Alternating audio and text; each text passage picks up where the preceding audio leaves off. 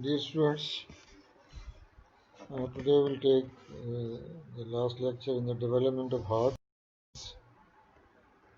So, clinically, these congenital anomalies are usually called CHDs or congenital heart defects. They are quite common and account for nearly 20% of all congenital anomalies. So, you can see they are quite common.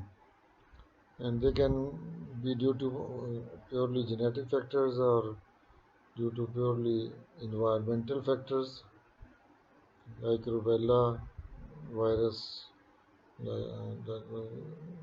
alcohol intake by the mother, vitamin A overdose in the mother, or maternal diabetes, and some other environmental factors. But usually, most of the congenital heart defects are due to an interaction of uh, genetic factors and environmental factors, and such causes are known as multifactorial inheritance. And uh, these defects of the heart are usually well tolerated during intrauterine life because fetal circulation is quite different from adult circulation.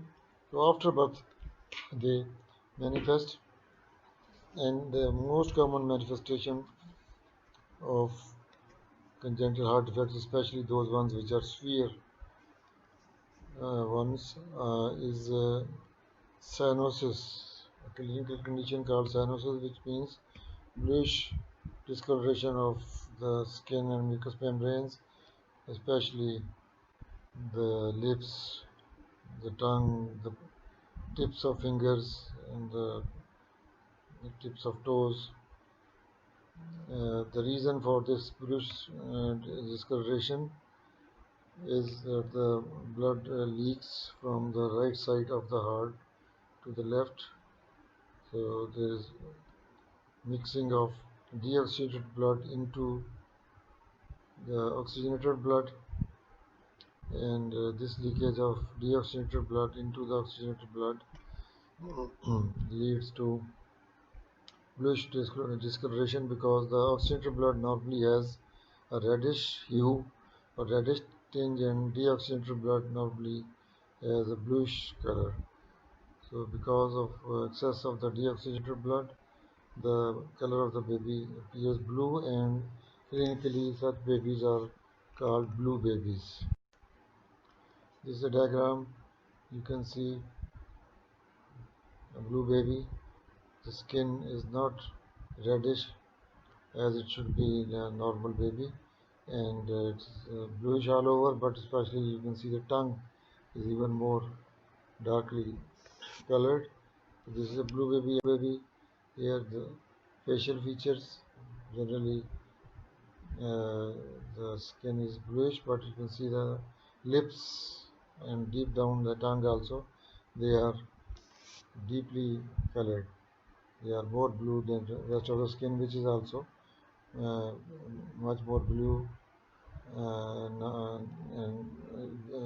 the normal color of the skin, which is not blue in the normal baby. It should be light reddish or pinkish color, but this blue color is due to cyanosis. This is a cyanosis you can see in this blue baby. Now we divide the CHDs into different types. The probabilities of position, first of all, one is dextrocardia. Dextro means reverse position of the heart, and it may occur as an isolated anomaly or may occur as a part of a generalized anomaly which is called situs inversus viscerum, or just situs inversus, in which all the viscera are reversed. So both possibilities are there. In this case, the position of the heart is reversed, and the apex of the heart lies to the right side instead of left side, and all the chambers are reversed in their position. This condition is called dextrocardia. The second anomaly position that we are going to discuss is ectopia cordis. This is not an anomaly of the heart itself. This is basically an anomaly of the development of the anterior wall of the chest. So when the ventral chest wall is defective in development, the heart is exposed on the surface of the thorax, and it is covered by only by pericardium, and as such this condition is not compatible with life. But the dextrocardia is quite compatible with life, and many times it is discovered accidentally, especially when an X-ray of the chest is taken for some uh, other reason, like chest infection or some other reason, found that the heart is in reverse position. So this is on the right side, the topia cordis, the heart lying on the surface, just covered by the pericardium. And basically defect is in the chest wall, which has not developed properly. Anterior chest wall is defective, and this is a dissection of a child with uh, had dextrocardia, could not survive and later on dissected. You can see the heart is, this is the apex of the heart. It is directed to the right side instead of left. And this is the comparison of the X-ray chest of a normal person and a person with dextrocardia. You see the apex is directed to the left, but here in the person with dextrocardia, the apex of the heart is directed to the right. It is a typical appearance in the X-ray chest in the case of dextrocardia, which may be discovered accidentally upon the examination of a radiograph of the chest. Then second variety, the congenital heart defects are the atrial septal defects or ASDs, and they are uh, again not very rare. 6 per 10,000 live births is the ratio, is the incidence, and they are more common in females. The female children are more commonly affected, and the atrial septal defects are further classified into three subvarieties: ostium secundum defects, which means the ostium secundum, which is a foramen in the upper part of septum primum, is very large due to either due to excessive resorption of the septum primum or due to inadequate development of septum secundum, which serves as the valve of the flap over the um, foramen secundum. If the septum secundum is short, then the blood can pass from one atrium to the other atrium, because the ostium secundum is permitting the passage of blood. So this is ostium secundum defect. Then there is second variety, endocardial cushion defect with ostium primum defect. When endocardial cushions do not fuse properly, septum intermedium is not formed properly, then the lower edge of the septum primum does not fuse with the septum intermedium, and there remains the ostium primum, which normally closes. Ostium primum persists, so there is an endocardial cushion defect with ostium primum defect. Purely ostium primum defect is very rare. It is usually endocardial cushion defect with ostium primum defect. Then there is a condition which is called common atrium, in which there is complete failure of development of interatrial septum. So right and left atria, externally they can be recognized as two outpouchings of the heart, but internally they are a single chamber atrium. So in this diagram, you can see this is the normal anatomy of the heart. Interatrial septum is normal, septum primum, septum secundum. So this is the excessive resorption of septum primum, causing the ostium secundum defect. And in this you can see that uh, the septum secundum is not properly developed. There is large foramen, uh, large foramen veil, and due to this there is communication between the right atrium and left atrium. So here you can see that the septum primum is there, but the septum secundum sometimes it does not form at all, or forms improperly.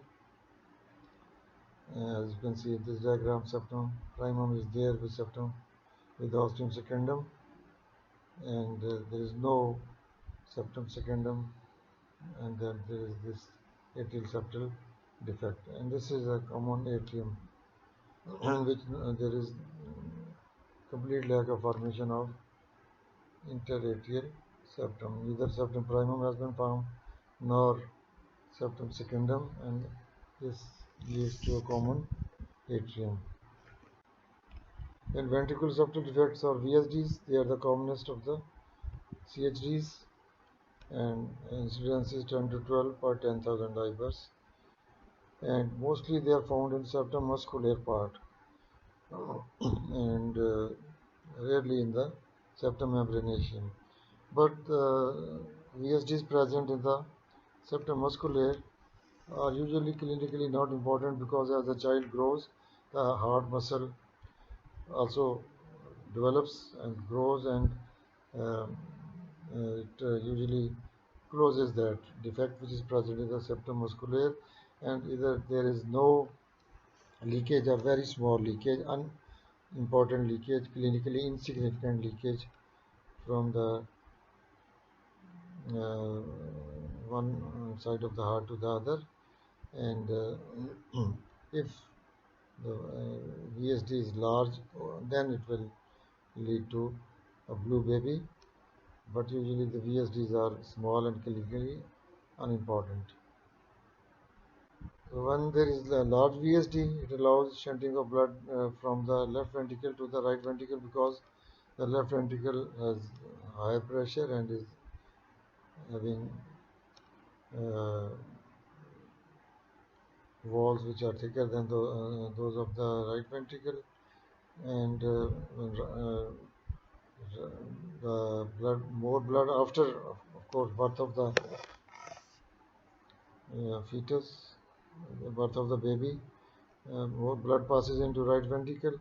Right ventricle has to pump large amount of blood into the pulmonary trunk, so the right ventricle undergoes hypertrophy, and the wall of the right ventricle gradually becomes thicker than that of the left ventricle as the child grows. In addition, there is pulmonary hypertension due to excessive blood passing into the pulmonary artery, and there is breathlessness, which is called dyspnea. A cardiac failure can result if left untreated, and even death can occur. So it can be corrected by surgery. The defect can be closed, and the child can be saved. So this is a diagram showing a VSD. This is a defect in the muscular part of the interventricular septum, and it is a quite large defect, and you can see the blood is passing from the left ventricle to the right ventricle.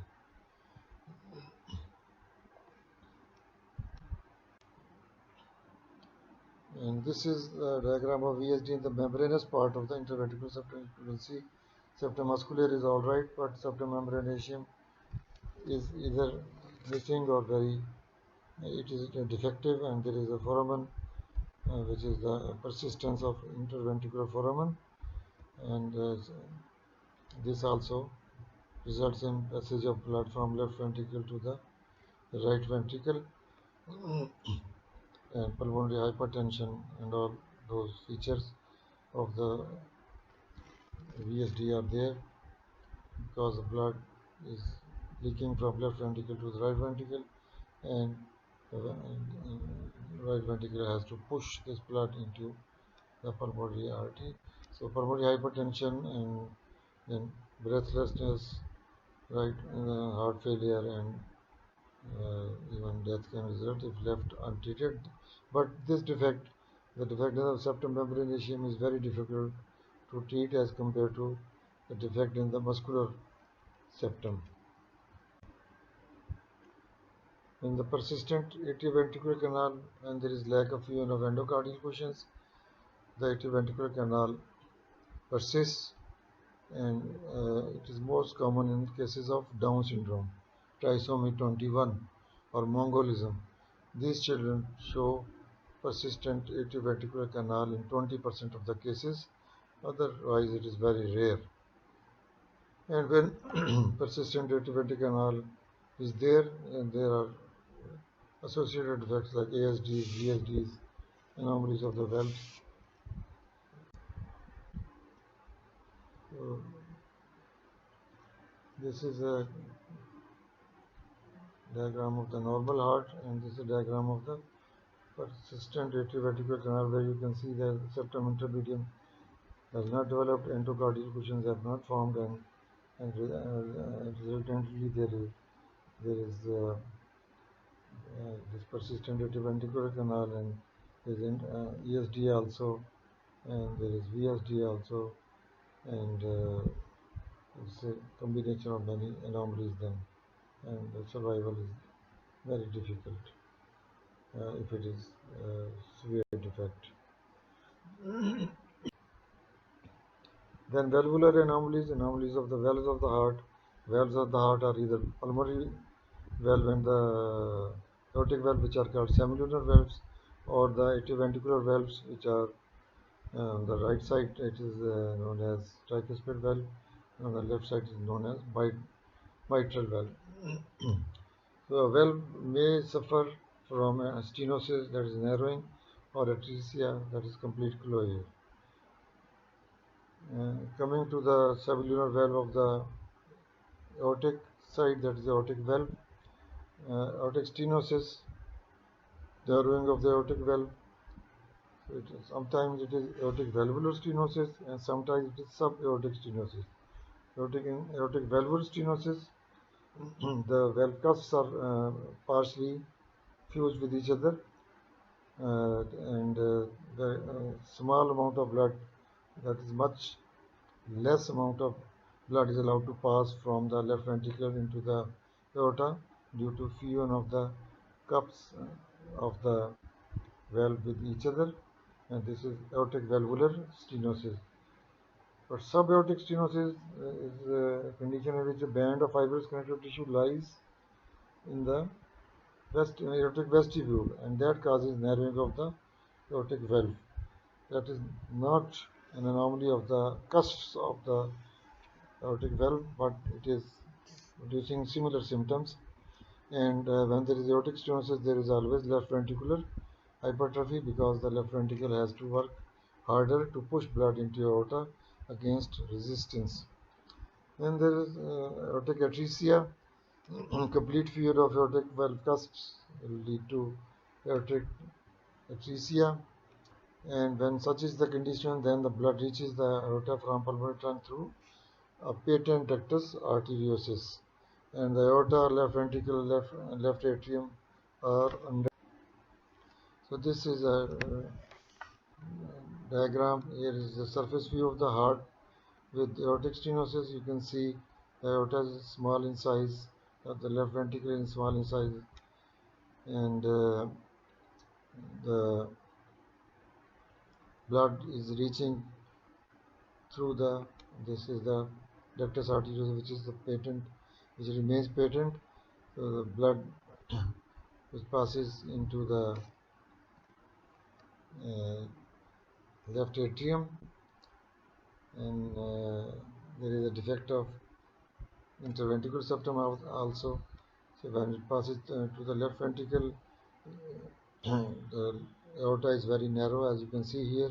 So this blood passes into the right ventricle, then into the pulmonary trunk, and from the pulmonary trunk through a patent ductal arteriosus into the aorta again. And this is a cyanotic heart disease. It will cause blue baby. So this is the ductus arteriosus, which is quite of large caliber here because it is conducting blood from pulmonary trunk to the aorta. Normally it is not present, and it is represented by a ligament which is called ligamentum arteriosum, which is the remnant of ductus arteriosus. But in this condition, the ductus arteriosus is patent. And defects of the pulmonary valve, again stenosis and atresia. Stenosis, narrowing, and when there is narrowing of pulmonary valve, there will be right ventricular hypertrophy. And this can also be either pulmonary valvular stenosis due to partial fusion of the valvular cusps of the pulmonary valve, or it can be infundibular stenosis because of underdevelopment of the conus arteriosus, which is also called infundibulum, the outflow tract of the right ventricle, conus arteriosus or infundibulum. If it is narrow, it is called infundibular stenosis. Result will be the same as that of the pulmonary valvular stenosis. Pulmonary atresia, though very uncommon, when the pulmonary valve is completely closed and no blood can pass from right ventricle into pulmonary trunk. In this case,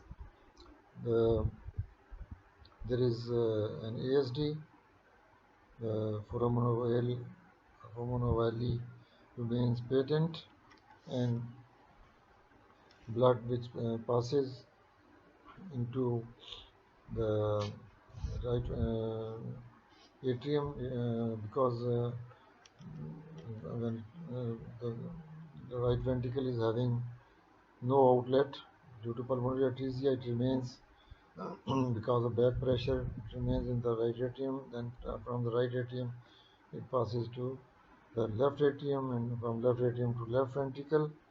And PDA is also there. Ductus arteriosus remains patent, and there is reverse flow of blood from the aorta to pulmonary trunk through the PDA. This is a diagram showing the pulmonary stenosis. You can see the right ventricle, that's the pulmonary artery, is stenosed. Pulmonary trunk is stenosed, very narrow, and there is this ductus arteriosus, which is patent, is PDA, and this is conducting blood from aorta into the pulmonary trunk to go to the lungs. Here you can see narrowing of the pulmonary trunk, stenosis of the pulmonary trunk, and blood is passing from the right atrium to the left atrium, and then into the left ventricle, then into the aorta, and from the aorta through a patent ductus arteriosus is coming into the pulmonary trunk to be passed to the lungs for oxygenation. So this is pulmonary.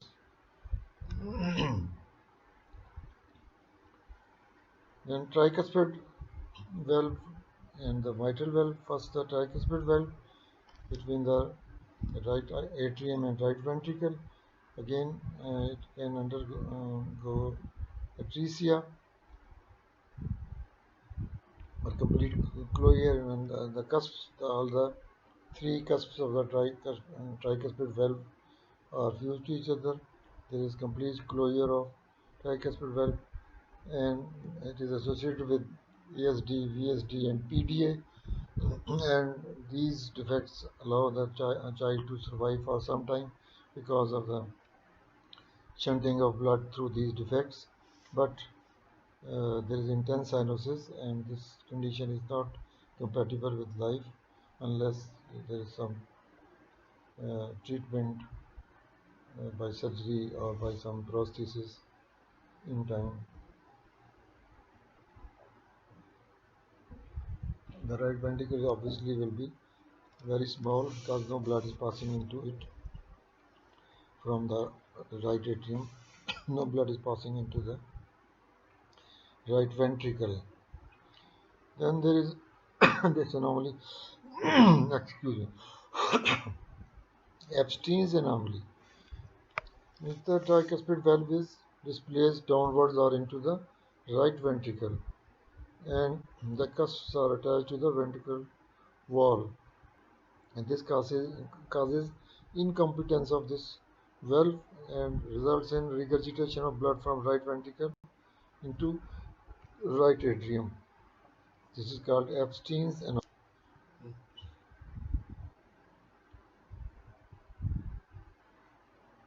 So this is a diagram of tricuspid atresia that we have discussed earlier.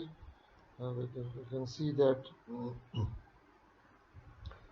there is no communication between right atrium and right ventricle, and this tricuspid valve is completely closed. This is tricuspid atresia, and right ventricle is very small, and there is ventricular septal defect, there is atrial septal defect, and there is patent ductus arteriosus.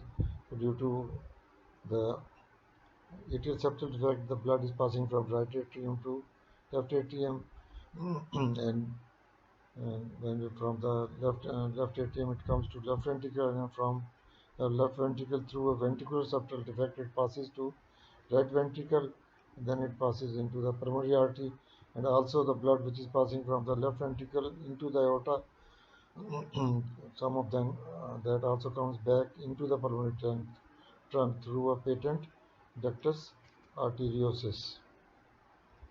So this is the flow of blood in the heart having tricuspid atresia.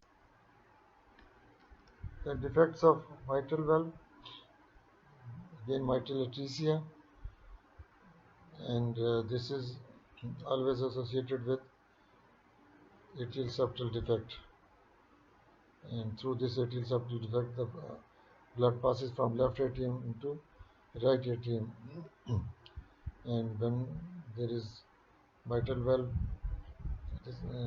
closure, mitral atresia, no blood is passing to the left ventricle, and left ventricle is underdeveloped, and there will be other associated anomalies, because when more blood is going through an atrial septal defect to right atrium, then it will go to right ventricle, and there will be hypertrophy of the right ventricle, and this blood then will pass into the pulmonary trunk,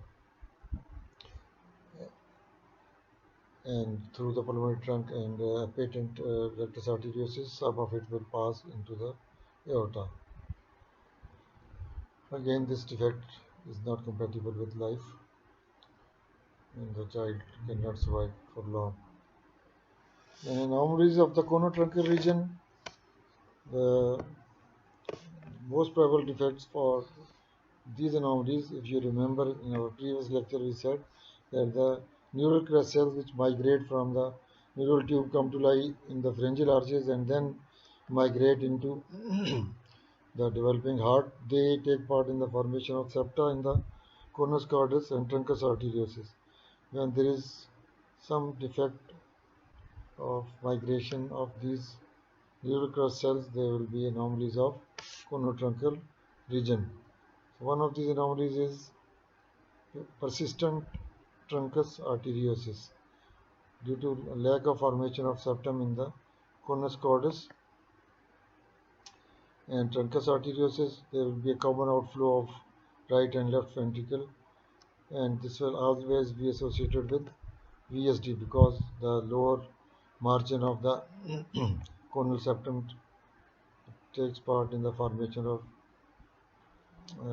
septum membranaceum. So when that septum is missing, septum membranaceum will not be formed, and there will be a VSD, and this obviously will lead to a blue baby, and it's quite a severe defect and may lead to death of the child unless some remedial surgery is performed. Then transposition of great vessels. In this, the aorticopulmonary septum is not pursuing a spiral course, which I emphasized in last lecture. and the septum between the aorta and pulmonary arteries formed in the truncus arteriosus, normally it pursues a spiral course.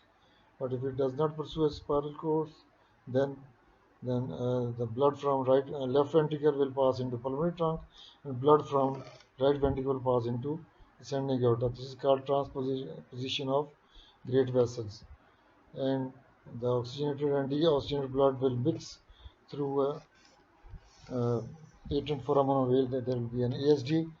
The foramen ovale will be patent, and there will also be a patent ductus arteriosus. But it is a severe anomaly, and the child can hardly survive for 1 year. So this is persistent truncus arteriosus, where we see that the conus cordis has not been divided, and there is a common outflow for the left ventricle and right ventricle, and it is associated with uh, VSD, which is a septum membranatium defect. And this diagram shows you transposition of the great vessels, where we see that right ventricle is blood from the right ventricle is passing into aorta, and blood from left ventricle is passing into pulmonary trunk. So this is complete transposition of the great vessels. Instead of right ventricle giving blood passing from right ventricle into pulmonary trunk, it is passing into aorta, and instead of blood passing from the left ventricle into aorta, it is passing into pulmonary trunk. And you can see there is also ventricular septal defect in the region of septum membranatium, and there is patent ductus arteriosus. There is also patent foramen ovale. There is defect of the uh, interatrial septum. But as I told you, that these defects are so severe that the child cannot survive and usually dies under 1 year of. Now, the unequal division of this truncus arteriosus or conus cordis. If the truncus arteriosus is unequally divided, a VSD is always present, and depending on to which side the septum of the septum formation in the truncus arteriosus has deviated, whether the septum is deviated to the right or to the left. If it is deviated to the right, then the pulmonary artery will be smaller and aorta will be larger than normal.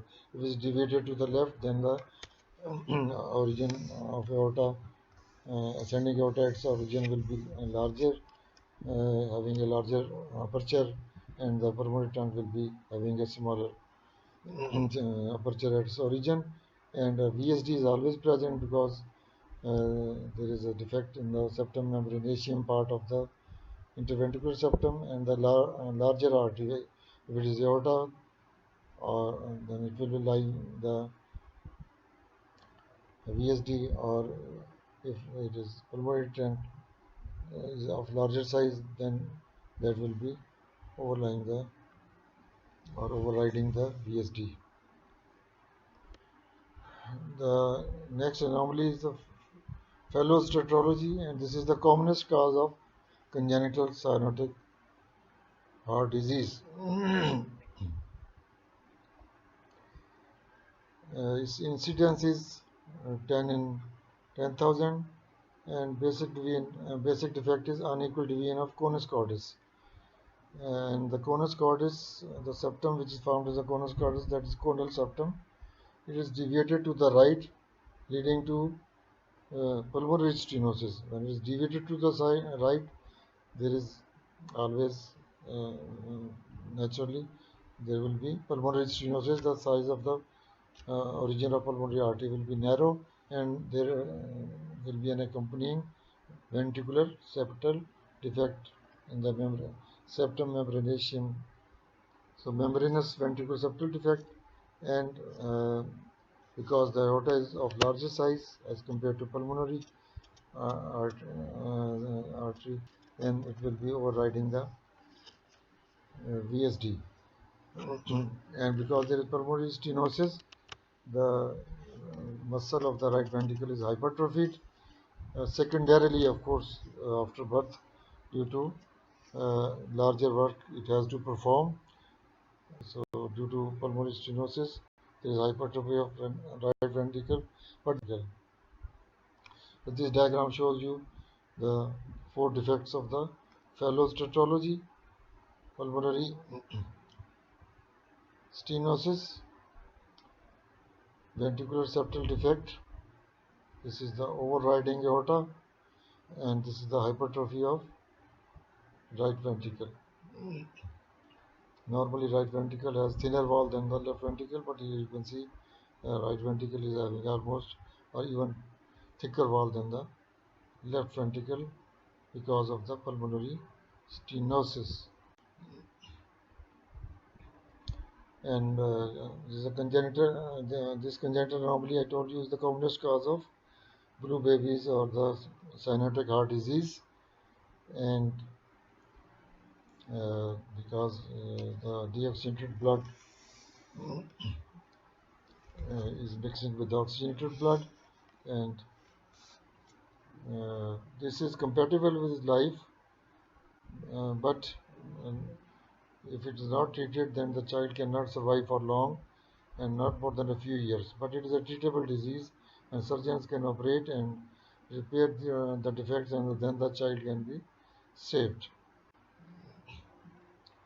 Then the other relatively very uncommon CHDs, one is known as hard hand syndrome or Holt-Oram syndrome, which is caused by a mutation in TBX5 gene, which is concerned with the development of the heart and the limbs also, and this is characterized by atrial septal defects, ventricular septal defects, and anomalies of the hands or limbs, even feet or usually upper limbs. That is why it is known as heart hand syndrome, anomaly of the heart and anomalies of the hand, heart hand syndrome. Then there is an anomaly which is called HOCM, hypertrophic obstructive cardiomyopathy. As the name indicates, there is hypertrophy of the myocardium. This is a disease causing hypertrophy of the myocardium, and this is the commonest cause of sudden death in athletes. In athletes, when the heart is working at a very rapid rate, contracting at a very rapid rate, and at that time, sometimes due to hypertrophy, there is complete obstruction of the left side of the heart, and then there is uh, this complete obstruction results in death of the athlete. That is, sometimes it is known as hypertrophic cardiomyopathy or hypertrophic obstructive cardiomyopathy, HCM or HOCM. By obstructive means that it can cause obstruction to flow of blood from left ventricle into aorta and can result in disease, and it usually happens when the person is undergoing severe exercise, as happens in athletes. Then there are some very uncommon anomalies like ventricular inversion, which is also known as transposition of great vessels. Right ventricle is present on the left side and left ventricle is present on the right side. Then there is hypoplastic right heart syndrome and hypoplastic left heart syndrome, which you can see in this uh, diagram. There is the hypoplastic right heart is characterized by a very small right ventricle, and tricuspid valve is absent. Is a kind of tricuspid atresia which results in hypoplastic right heart, and there is a VSD, there is ASD, there is patent ductus arteriosus, as we have discussed earlier. And hypoplastic left heart, the left ventricle is very small in size, and there is small aortic valve, and there is this flow of blood, which you can see is occurring in this manner, and the left ventricle is very small in size. This is called hypoplastic left heart.